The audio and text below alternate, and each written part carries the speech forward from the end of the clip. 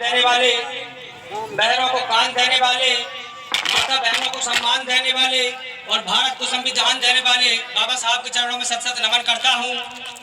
जैसा कि हमारे विशाल भाई ने बताया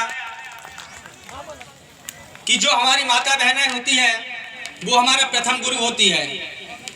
मैं निवेदन करता हूँ मेरी माता बहनों से, मेरे नौजवान साथियों से, हे माताएं बहनें, आपके लिए दो पंक्तियां सुनाना चाहता हूँ और आशा करता हूँ कि आप अपने अपने बेटों को, अपनी अपनी संतानों को ये कलम थमा दोगी।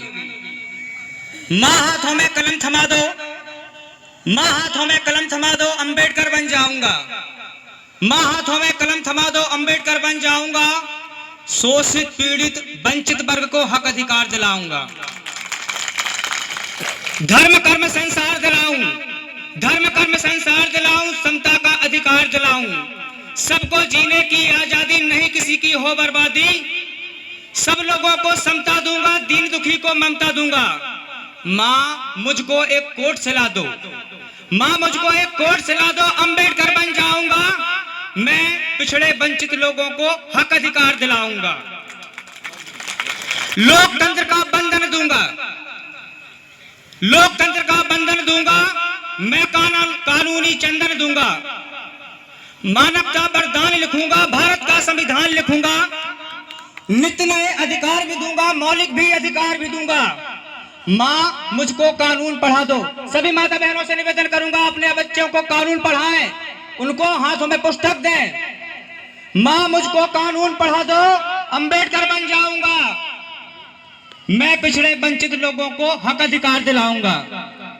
यहाँ पर मंच पर उपस्थित हमारे बड़े भाई, समाज के गौरव और मध्य प्रदेश अनुसूचित जाति आयोग के सदस्य राज्य मंत्री जी माननीय प्रदीप अहिरवार जी का बहुत बहुत स्वागत करता हूँ। हमारे बीच में उपस्थित माननीय पवन पटेल जी, आपका भी बहुत बहुत स्वागत करता हूँ। और यहाँ पर मंच पर उपस्थित मेरे सभी सम्मानीय साथीगण, सामने बैठे मेरे नौजवान साथी, हमारे बुजुर्ग और मेरे समस्त माताएं बहनें, आपका भी बहुत बहुत स्वागत करता हूं। आज हमें जरूरत है हमारे हाथों में कलम उठाने की, कानून पढ़ने की, तभी हो पाएगा। शिक्षा है तो मुमकिन है। अगर हमको कानून की जानकारी है तो मुमकिन है।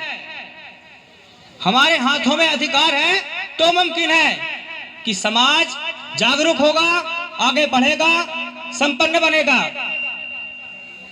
हमारे महापुरुषों के विचारों को जन जन तक पहुंचाने की जरूरत है। और यहाँ पर मेरे नौजवान साथी बैठे हैं कि भैया पहुंचाने की जरूरत है कि नहीं है, बताओ भैया पहुंचाने की जरूरत है कि नहीं। और मैं तो आपसे ये कहूंगा कि आपको कैसी जिंदगी जीना चाहिए, कैसी जिंदगी जीना चाहिए, चार पंक्तियों से बताना चाहूंगा। क्रांति सूर्य में जियो तो भीम सूर्य जैसी जिंदगी, क्रांति सूर्य में जियो तो भीम सूर्य जैसी जिंदगी, और वीरों में जियो तो ऊधम वीर जैसी जिंदगी। लाना है तो मानवता मसाल लाओ हाथ में, और धर्मों में जियो तो बौद्ध धर्म जैसी जिंदगी। आगे सुनो, इतिहासों के ज्ञाता बनो, रचो इतिहास को। सम्राटों में जियो तो चंद्रगुप्त जैसी जिंदगी, और वीरता का लोहा कायम करो संसार में। तीरंदाजों में जियो तो एकलव्य जैसी जिंदगी। प्रेम स्नेह दे समान रखो कौम को, संतों में जियो तो रविदास जैसी जिंदगी। प्रेम स्नेह दे समान रखो कौम को, संतों में जियो तो रविदास जैसी जिंदगी। और पाना जो मुकाम करो सत्ता अपने हाथ में, स्वाभिमानों में जियो तो कांसी राम जैसी जिंदगी। शिक्षा की ज्योत जलाई जिसने देश में, शिक्षा की ज्योत जलाई जिसने देश में, शिक्षक में जियो तो फूले साहब जैसी जिंदगी। और नारी शक्ति को बढ़ाया जिसने भारत में, सावित्री फुले फूलन देवी जैसी जिंदगी। और पाखंडवाद को मिटाया जिसने देश से, गांड के कबीरा पेरियार जैसी जिंदगी। बुद्धिमानी शौर्य की मसाल जिसने पेश की, साहू जी महाराज बिरसा मुंडा जैसी जिंदगी। और अंत में अपनी बात को विराम देते हुए एक शब्द और कहना चाहूंगा, वैसे तो लाखों शेर हुए भारत देश में, अरे जीना है तो जियो भीम शेर जैसी जिंदगी। इन्हीं बातों से अपनी वाणी को विराम देते हुए तमाम मेरे बड़े भाई और हमारे महानुभाव यहाँ पर उपस्थित हैं, उन सबको सुनेंगे। जय भीम, जय भारत, बोलो इंकलाब, इंकलाब जिंदाबाद, इंकलाब